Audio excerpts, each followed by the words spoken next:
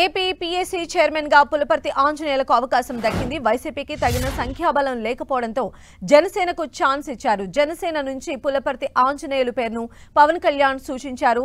భీమవరం నుంచి మూడోసారి ఎమ్మెల్యేగా పులపర్తి ఆంజనేయులు ప్రాతినిధ్యం వహిస్తూ ఉన్నారు. వైసీపీ పోటీ నుంచి తప్పుకోకపోతే రేపు పీఎస్సీ చైర్మన్ కు ఓటింగ్ జరగనుంది. బ్యాలెట్ పద్ధతిలోనే ఎన్నిక ఉండనుంది.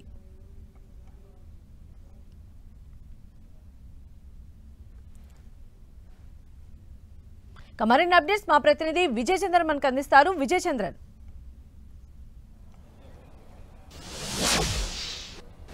ఏపీ అసెంబ్లీకి సంబంధించి పీఎస్సీ కమిటీ ఎన్నికలు ఏవైతున్నాయో ఉత్కంఠభరితంగా మారాయని చెప్పొచ్చు. ప్రస్తుతం చూస్తే దీనికి సంబంధించి వైసీపీ పెద్దిరెడ్డి రామచంద్రారెడ్డిని అంటే ఈ కమిటీకి సంబంధించినటువంటి అభ్యర్థిగా పోటీలోకి రంగంలోకి దించింది. అయితే దీనికి సంబంధించి చూస్తే కనుక 18 మంది ఓటర్లు ఉంటేనే వారు అభ్యర్థిగా ఈ కమిటీలో ఎన్నికయ్యే అవకాశం ఉంటుంది. కాబట్టి వైసీపీకి టెక్నికల్ రీత్యా చూస్తే కనుక 11 మంది మాత్రమే సభ్యులు ఉన్నారు. ఈ నేపథ్యంలో వైసీపీ అభ్యర్థి ఎట్టి పరిస్థితుల్లో గెలిచే అవకాశం అయితే కనుక లేదని స్పష్టమవుతోంది. మరొకవైపు మండలిలో చూస్తే కనుక మండలిలో ముగ్గురికి అవకాశం ఉంటుంది. ముగ్గురులో ఇద్దరు వైసీపీ అభ్యర్థులు గెలిచేందుకు స్పష్టమైన అవకాశాలు ఉన్నాయి. ఒకరికి టీడీపీకి గెలిచే అవకాశం ఉంది. అయితే ఇప్పుడు చూస్తే దీనికి సంబంధించి ప్రతిసారి కూడాను శాసన సభ నుంచి ఎన్నికైనటువంటి వారు అంటే ఎమ్మెల్యేగా ఎన్నికైనటువంటి వారు మాత్రమే ఇంతవరకు పీఎస్సీ కమిటీ చైర్మన్గా ఉండడం జరుగుతూ ఉంది.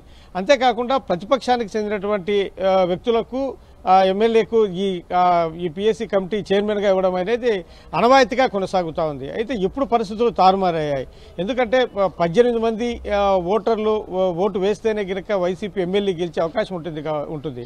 అయితే ప్రస్తుతం ఆ అవకాశం ఏమాత్రం లేని నేపథ్యంలో ఈసారి పెద్దిరెడ్డి రామచంద్రారెడ్డిని రంగంలోకి దించినా కూడాను ఏమాత్రము గెలిచే అవకాశం లేదు. ఈ నేపథ్యంలో ఒకవైపు నామినేషన్లు అయితే కనుక సమయం గడిచింది. అంతేకాకుండా దానికి సంబంధించినటువంటి ఉపసంహరణకు సమయం కూడా గడిచింది. అయితే ఇప్పుడు ఏ విధంగా ముందుకెళ్తారనేది మటుకు కొంత రాజకీయ వర్గాల్లో కొంచెం చర్చనీయాంశంగా మారిందని చెప్పొచ్చు. ఇప్పుడు టీడీపీ తరఫున చూస్తే శ్రీరామ్ రాజగోపాల్ రెడ్డి, బివి నాగేశ్వర్ రెడ్డి, అరిమిల్లి రాధాకృష్ణ, అశోక్ రెడ్డి, బూర్ల రామాంజనేయులు, నక్కా ఆనంద్ బాబు, కోళ్ల లలిత కుమారులు నామినేషన్ చేశారు. జనసేన తరపు నుంచి పీఎస్సీ సభ్యత్వానికి పులపర్తి రామాంజనేయులు నామినేషన్ చేశారు.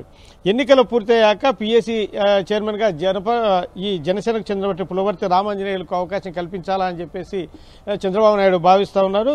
అంతేకాకుండా బీజేపీ తరపు నుంచి కూడాను విష్ణుకుమార్ రాజుకు ఈ సభ్యత్వం కోసం అని చెప్పేసి అవకాశం కల్పించడం జరిగింది.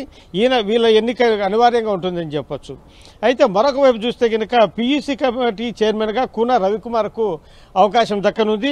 అలాగే ఎస్టిమేట్ కమిటీ చైర్మన్ గా వేగుళ్ల జోగేశ్వరరావుకు అవకాశం కలగనుంది. అయితే ఇప్పుడు పెద్దిరెడ్డి రామచంద్రారెడ్డి విత్డ్రా చేసుకున్నారా లేదా అనేది మరి కొద్దిసేపట్లో స్పష్టత వస్తుంది. ఒకవేళ పెద్దిరెడ్డి రామచంద్రారెడ్డి నామినేషన్ విత్డ్రా చేసుకోకుంటే 9 మంది ఎన్డీఏ అభ్యర్థులే గెలిచే అవకాశాలు అయితే కనుక స్పష్టంగా ఉన్నాయి.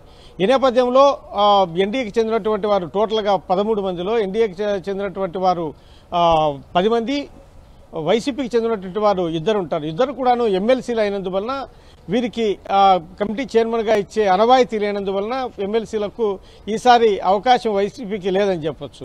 అయితే వైసీపీ మటుకు ప్రతిపక్షానికి ఇచ్చే అనవాయితీ ఉన్నందువలన ఖచ్చితంగా తమకు ఇవ్వాలని చెప్పేసి వాళ్ళు కోరడం జరుగుతూ ఉంది. అయితే సంఖ్యాబలం లేకపోవడంతో అంటే ఇప్పుడు జనసేన నుంచి అభ్యర్థి బరిలో ఉన్నారు కాబట్టి వైసీపీ నుంచి ఉన్నటువంటి పెద్దిరెడ్డి వెనక్కి తగ్గే అవకాశం ఉండొచ్చా? అంటే రేపు లేదా ఓటింగ్ ని ఫేస్ చేస్తే వాళ్ళకి ఎలాంటి రిజల్ట్స్ వచ్చే అవకాశం ఉండదు? దీనికి పరిస్థితి చూస్తే ఒకవేళ ఏదైనా కూడా చర్చలు జరిపితే ప్రతిపక్షం నుంచి ఒకరిని తీసుకోవాల్సి వస్తుంది అని చెప్పేసి ఒకవేళ ఆలోచన చేసినా కూడాను ఒకరు టీడీపీకి చెందినటువంటి వారు ఒకరు విత్డ్రా చేసుకోవాల్సి ఉంటుంది. ప్రస్తుతం అయితే కనుక ఆ పరిస్థితి అయితే ఇంతవరకు స్పష్టత రావాల్సి ఉంది. ఈ నేపథ్యంలో రేపు ఎన్నికలు అనివార్యమయ్యే అవకాశం అయితే మనకు స్పష్టంగా కనపడతా ఉంది. ఈ నేపథ్యంలో ఖచ్చితంగా మెంబర్ అయితేనే ఈ కమిటీ చైర్మన్ అయ్యే అవకాశం ఉంటుంది. కాబట్టి ఈ మెంబర్ కానప్పుడు వైసీపీకి అవకాశం లేదని స్పష్టమవుతోంది. కాబట్టి జనసేనకు చెందినటువంటి అభ్యర్థికే ఈసారి అవకాశం ఉందని చెప్పేసి పులపర్తికి అవకాశం ఉందని మాకు స్పష్టమవుతా ఉంది.